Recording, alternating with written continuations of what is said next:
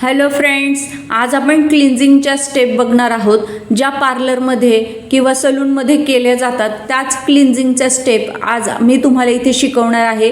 तुम्ही व्हिडिओ लक्षपूर्वक बघा। आपल्याला कोणत्याही एक छान असं क्लिन्झिंग मिल्क घ्यायचं आहे।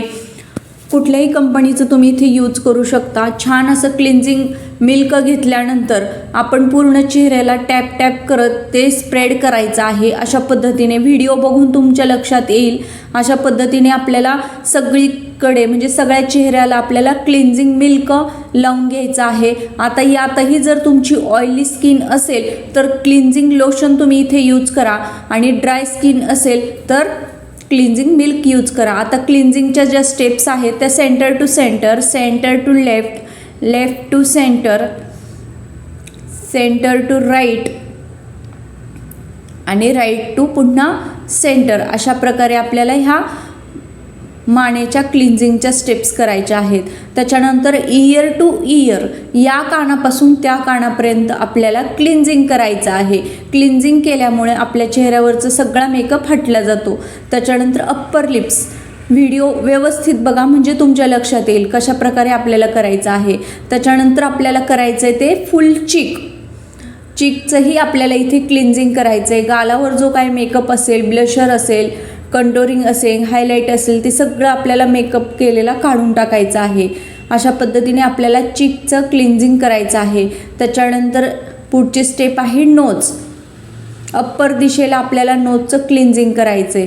त्याच्यानंतर आईचं आपल्याला इथे क्लिन्झिंग करायचं आहे क्लॉकवाईज म्हणजे घड्याळाच्या दिशेने आणि अँटी क्लॉकवाईज म्हणजे घड्याळाच्या विरुद्ध दिशेने इथे क्लिन्झिंग आपल्याला करून घ्यायचं आहे। त्याच्यानंतर सेंटर टू सेंटर फोरहेडचं आपल्याला क्लिन्झिंग करायचं आहे। Centre to right, right to पुन्हा सेंटर, जो आपण गळ्याला क्लिन्झिंग केलं होतं तेच आपल्याला इथेही करायचं आहे। राईट, सेंटर टू राईट आणि राईट टू लेफ्ट अशा प्रकारे आपल्याला क्लिन्झिंगच्या ज्या स्टेप्स आहेत त्या करायच्या आहे। पण लक्षात ठेवा जेव्हा आपण स्टेप करतो तेव्हा 2 वेळा आपल्याला स्टेप्स करायच्या आहे। पुन्हा एकदा बघू शकता फास्ट मोशनमध्ये मी आता इथे घेतलेला आहे।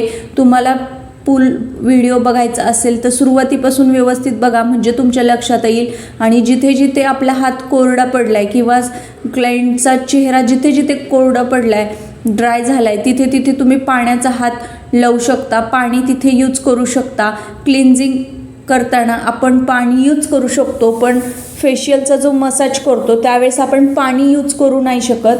तर आपण आता फक्त क्लिन्झिंग बघत आहोत त्याच्यामुळे मी इथे पाणी यूज करते। पाणी यूज करून तुम्ही सगळीकडे क्लिन्झिंग करून घ्यायचं आहे। जो काही मेकअप असेल, धूळ, माती, प्रदूषण, सनस्क्रीन, लोशन, मॉइश्चरायझर जे काही क्लायंटने लावलेलं असेल ते सगळं आपल्याला काढून टाकायचं आहे। त्याच्यानंतर आपल्याला चेहरा छान असा पुसून घ्यायचा आहे। सलूनच्या भाषेत याला म्हणतात वाईपअप करणे।